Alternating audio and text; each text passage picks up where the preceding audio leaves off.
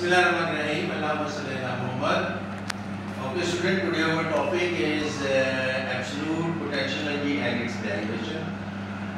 This is a long question, and the material given it is you have to complete it in that time.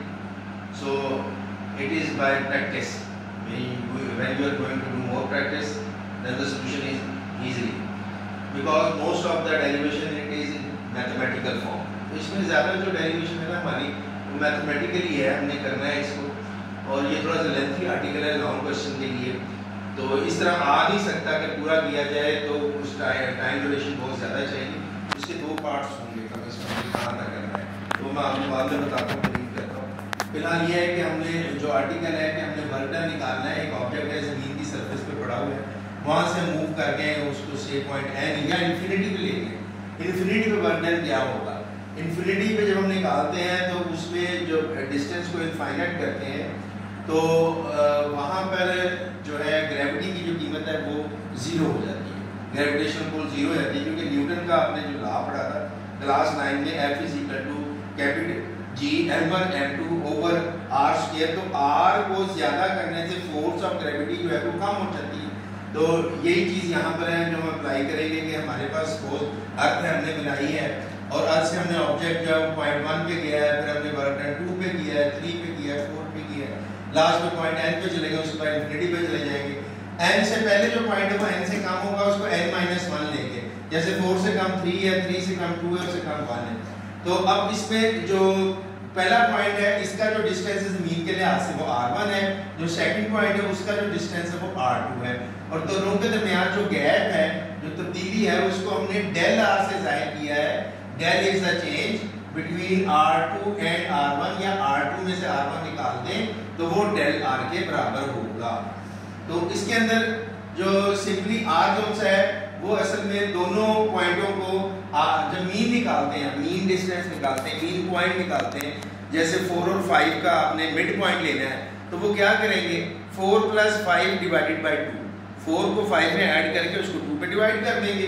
तो यहाँ पर भी हमने दोनों पॉइंटों का मिड पॉइंट अगर लेना है तो हम दोनों पॉइंटों का मिड पॉइंट से यहाँ पे आता है वो r है, तो हम क्या करेंगे r1 को r2 को ऐड करके 2 पे डिवाइड कर देंगे. यहाँ से लेना है स्टार्ट. की पॉइंट ये है कि मिड पॉइंट फाइंड आउट करना है. आपने r बराबर रखना है r1 + r2 ओवर 2, जैसे मैथ में होता है. अच्छा, उसके बाद डेल r जो है, डेल r तब्दीली है, बड़ी में से छोटी को माइनस कर दे, वो डेल होगा. r2 सेकंड पॉइंट है, r1 पहला है, तो हमारी सेकंड इक्वेशन हम इक्वेशन बनाते जा रहे हैं, बुक में नहीं बनाई, हम बनाते जा रहे हैं. सेकंड इक्वेशन हमारी डेल r बराबर आ गई r2 - r1. अच्छा, अब इसके अंदर से सेकंड इक्वेशन में से अगर मैं आपसे कहूं कि r2 की वैल्यू को निकालें तो r2 किसके बराबर आ जाएगा? माइनस डेल r1 इस साइड पे चला जाएगा, तो r2 बराबर आ जाएगा r1 + डेल r. ये हमारे पास जो इक्वेशन है ये इक्वेशन 3 आ जाएगी. अच्छा, अब इसके अंदर जो ये वैल्यू हमने निकाली इक्वेशन 3 की, ये r2 की वैल्यू है. ये इस 3 को और 1 को अगर कंपेयर करें आप, 3 और 1 को, देन व्हाट विल हैपन कि आप ये वैल्यू उठा के 1 में पुट कर दें, इक्वेशन 1 में, फ्रॉम इक्वेशन 1 एंड 3. यहाँ मैंने लिखा, बुक ने इसको ऐसे नहीं किया, डायरेक्ट करके जा रही है, लेकिन इक्वेशन बनाए और फिर एक दूसरे के साथ उनको लेके चले. तो इस वैल्यू को इसमें पुट करें तो यहाँ पर आपके पास r2 की जगह पे आ जाएगी r1 + डेल r ओवर 2. अब इसको हल करें तो क्या होगा? r1 should be added in r1, तो क्या आ जाएगा आपके पास 2r1, ये नजर आ रहा है यहाँ पे, और डेल r वैसे ही आ जाएगा नीचे, ओवर में डिनोमिनेटर में 2 आ गया हमारे पास. अब हम इसको करते हैं ब्रेक, यानी इसमें भी डिवाइड करते हैं, इस पे भी डिवाइड करते हैं. जब हम इस पे डिवाइड करेंगे तो क्या बचेगा? r1 बचेगा. जब इस पे करेंगे तो डेल r ओवर 2 बचेगा. इस इक्वेशन को आप इक्वेशन 4 का नाम दे दें. ये हमने इक्वेशन 4 निकाल ली और ये वैल्यू है हमारे पास r की. अच्छा, अब हम ये जानते हैं कि न्यूटन का जो लॉ ऑफ ग्रेविटेशन है, अगर आप उसको दोहराएं तो वो क्या स्टेट कर रहा था? फोर्स ऑफ अट्रैक्शन और रिपल्शन बिटवीन टू मैसेस या object directly proportional to the product of masses and inversely proportional to the scale of the distance present between their centre. और जब उसको प्रोपोर्शनलिटी के साइन को खत्म किया था तो कांस्टेंट g आ गया था हमारे पास. एक मैस वो है जो जमीन का है, वो स्मॉल जो कैपिटल एम है वो हमने मैस ऑफ अर्थ लिया है, और जो स्मॉल एम है वो हमने मैस लिया ऑब्जेक्ट का जो उसके ऊपर पड़ा था, जिसको उठा के आपने डिस्प्लेस किया किसी पॉइंट पर लेके गए। जबकि कैपिटल जी जो है ये ग्रेविटेशनल कांस्टेंट है, वैल्यू इनकी याद होनी चाहिए थोड़ी बहुत। कैपिटल जी के you are very familiar, 6.673 10⁻⁻11 newton metre square पर kilogram square. Whereas the mass of the earth जो था वो भी आपने वहाँ ड्राइव किया था 6 × 10⁻24 kg था, और mass of object जो भी होगा गिवन होगा ये फाइंड आउट करेंगे। अच्छा, अब आगे चलते हैं जी। ये हमने फार्मूला न्यूटन का पढ़ा हुआ था, इसके अंदर अब नीचे हम देख रहे हैं कि हमारे पास ये आर स्क्वायर यूज हुआ है। अब ये जो आर स्क्वायर है वो हमारे पास इक्वेशन 4 तक अगर हम आए तो हम आर स्क्वायर को निकाल सकते हैं, क्योंकि इक्वेशन 4 में आर की जो वैल्यू है वो बराबर है r1 + del r/2। अगर हम इसका स्क्वायर लेंगे, दोनों साइडों का स्क्वायर लेंगे, इसका स्क्वायर लेंगे तो r का स्क्वायर आ जाएगा, इस पे a + b होल स्क्वायर का फार्मूला लग जाएगा। तो a + b होल स्क्वायर, पहले a पहली रकम का स्क्वायर आ गया, दूसरी का और 2ab आ गया, यानी r1 square + del r square over 4 + 2r1 del r over 2। इसका नाम हमने इक्वेशन 5 रख दिया। देखिए हम यहाँ तक आ चुके हैं। अब ये जो डेल आ रहा है ना, उनमें जो तब्दीली है दो पॉइंटों के दरमियान वो बहुत कम है। वो सपोज अगर 5 है या 0.5 है तो डेल आर का स्क्वायर जब आप लेंगे तो 0.25 आ जाएगा। तो उसने ये किया है कि r1 के मुकाबले में ये जो तब्दीली है r1 के मुकाबले में बहुत कम है, r1 के मुकाबले में, तो इसको हम इग्नोर कर सकते हैं। It is neglected as compare to r1 square. Square उठाएंगे तो फिर तो बिल्कुल ही और भी कम हो जाएगी। तो डेल r स्क्वायर की वैल्यू को आप यहाँ से नेग्लेक्ट करेंगे, जो कि इस जगह पे मौजूद है। ये वाला फैक्टर खत्म हो जाएगा और ये डिवाइड हो जाएगा, 2 पे कैंसिल हो जाएगा, r1 और डेल r बचेगा इसके अंदर से, और साथ में r1 स्क्वायर। तो हम इसमें 5 क्वेश्चन के बाद नंबर 6 पे आते हैं। अच्छा बच्चों, अब हम आ रहे हैं क्वेश्चन 5 की तरफ। 5 का नंबर बड़ा अहम होता है। अब ये 5 जो है ना, इसी का टर्निंग पॉइंट 5 तक पहले तो आप क्लियर करेंगे कि 5 क्वेश्चन हमने बनाई थी कौन कौन सी। बुक ने पॉइंट नहीं दिया, आपने क्वेश्चन अगर जेहन में रखी तो 1 2 3 4 5 आर्टिकल मिस नहीं होगा।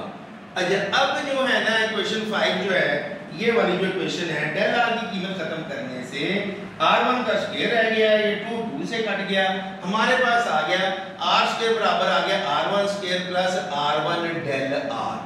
ये हमारी इक्वेशन, हम फिर नंबर दे रहे हैं 6, बुक नहीं दे रही, हम दे रहे हैं, क्योंकि हमने इनको यूज करना होता है, आसानी हो जाती है। अब इक्वेशन 6 और उसके बाद इक्वेशन 2 का जायजा लें। इक्वेशन 2 क्या थी? डेल r की वैल्यू थी, क्या थी? r2 में से r1 को निकालना, ये डेल r चेंज थी। वो डेल r जो है हम इसकी जगह पुट कर देते हैं, पुट कर देंगे तो होगा क्या कि r स्क्वायर बराबर आ जाएगा r1 square plus r1, del r की जगह आपने कीमत लगा दी जनाब r2 माइनस r1। आपने कहा कि मुझे डेल r नहीं है अच्छा लग रहा, बहुत देर से मैं देख रहा हूँ, इसको खत्म करें। हमने उसकी जगह r2 माइनस r1 लगा दिया। अब इसको ओपन कर दें, मल्टीप्लाई कर दें, मैथमेटिक्स अप्लाई करें, ये r1 r2 ये माइनस r1 का स्क्वायर हो गया। इक्वेशन पे जायजा लें दोबारा, r1 स्क्वायर और ये r1 अपोजिट साइन है, इक्वल इन मैग्नीट्यूड, इनको कैंसिल कर, कैंसिल करके आपके पास क्या बच रहा है? r स्क्वायर बच रहा है r1 r2। ये बहुत इंपॉर्टेंट रिजल्ट है, ये इंपॉर्टेंट रिजल्ट निकला इसमें से, ये इंपॉर्टेंट रिजल्ट है जो हमने यूज करना है इस इक्वेशन में। अब हमारे पास जो न्यूटन लॉ ऑफ ग्रेविटेशन है वो क्या है कि F बराबर है कैपिटल G m1 m2 की जगह capital M small m over r2 square की जगह r1 r2। ये आ गया जी हमारे पास वर्क डन। अब हम आए हैं वर्क डन निकालने पे। अभी तो हमने वैल्यू निकाली है r स्क्वायर की, अब हम वर्क डन शुरू करने लगे। वर्क डन ड्यूरिंग, ये यहां तक क्वेश्चन आ सकता है, इसके बाद फिर वर्क डन का आर्टिकल, यहां से दूसरा आर्टिकल शुरू होता है। Work done during this constant force, इस कांस्टेंट फोर्स, ये फोर्स हमने कांस्टेंट रखी है, तो उसमें हमारा वर्क डन क्या होगा? वर्क डन पहले पॉइंट से दूसरे तक, डायग्राम के मुताबिक पहले से दूसरे तक, डेफिनेशन क्या है? F dot del R। अब ये जो डॉट है ये एंगल आएगा इनके दरमियान डॉट प्रोडक्ट का, और वो होगा cos, तो वो आ रहा है cos 180। cos 180 की जो कीमत है -1 होती है, तो हमारे पास जो वर्क डन आ जाएगा इसकी कीमत आप लगाएंगे F की GMM ओवर R1 R2, और उसके साथ आप जो है यहाँ पर इसकी वैल्यू लगा देंगे, cos 180 को माइनस में आ गई।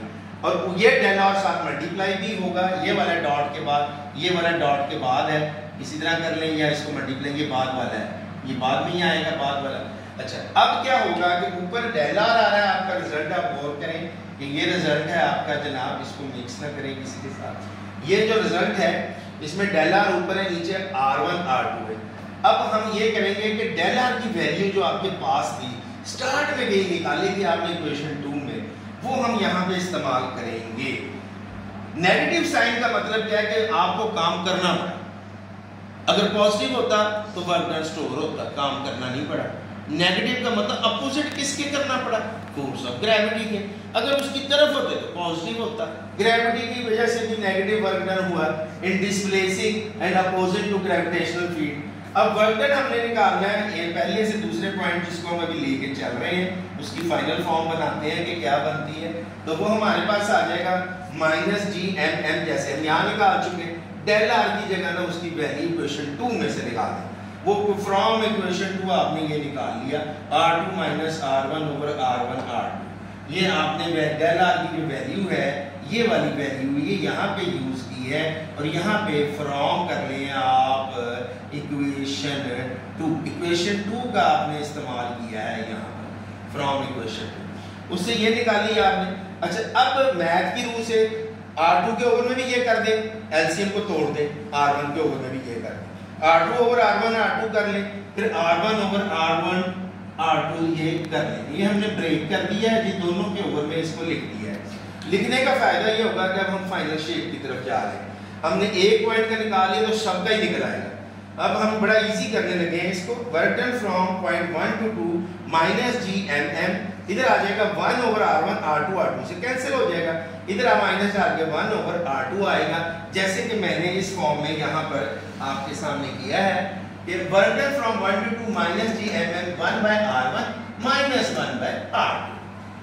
अच्छा, अब ये 1 से 2 पॉइंट तक जब मूव करके गए तो हमें ये काम करना पड़ा।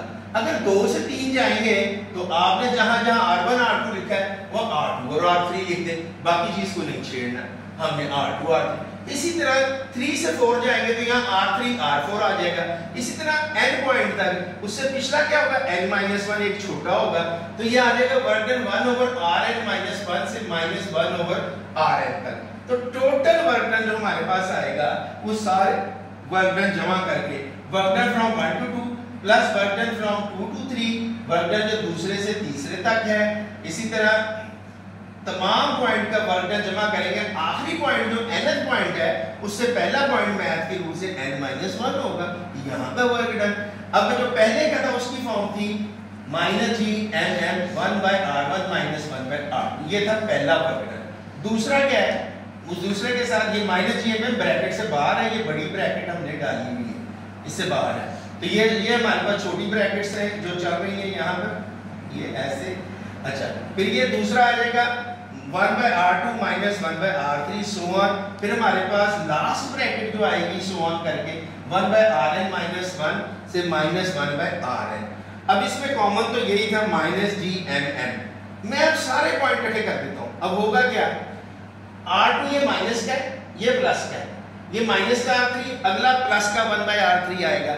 सारे पॉइंट ऐसे प्लस माइनस में आने हैं, सब कट जाने सिवाय पहले पॉइंट के और आखिरी पॉइंट के।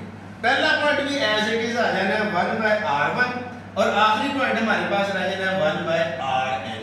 बाकी मैंने यहाँ नहीं किए, बोर्ड पे इतनी जगह नहीं थी। अगर हम इसको खोल देते हैं इस ब्रैकेट को तो देखिए इसके बाद ये -1/R2 के साथ प्लस आ रहा है 1/R2, ये कैंसिल हो गया।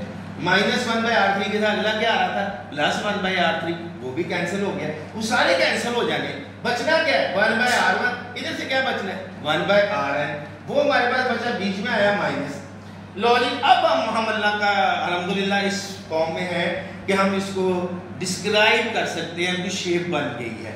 अब ये है कि वर्क डन अगर तो करना है पहले पॉइंट पे, तो पहला पॉइंट पे जब वर्क डन करना है ना तो इसको n को 1 ले लेना है, तो वो पहले पॉइंट पे वर्क डन निकल आएगा। वो तो है ही कुछ नहीं, ना होने के बराबर है, पहले पॉइंट पे तो वर्क डन करने की इतनी खास जरूरत ही नहीं। खैर हम इन्फिनिटी पे जाते हैं, आखिरी पॉइंट पे चले गए। आखिरी पॉइंट पे डिस्टेंस को देखते हैं। डिस्टेंस में जो आप देखेंगे Rn को आपने कर दिया है कि Rn इन्फिनिटी है, हम इन्फिनिटी पे चले गए। तो 1/∞ क्या होती है, मैथ की रूह से जीरो होती है, वो जीरो हो गई, 1/∞ जीरो हो गई। वर्क डन सिर्फ पहले पॉइंट पे रह गया, जो पहले पॉइंट का वर्क डन है वो क्या है, -GMM/R1।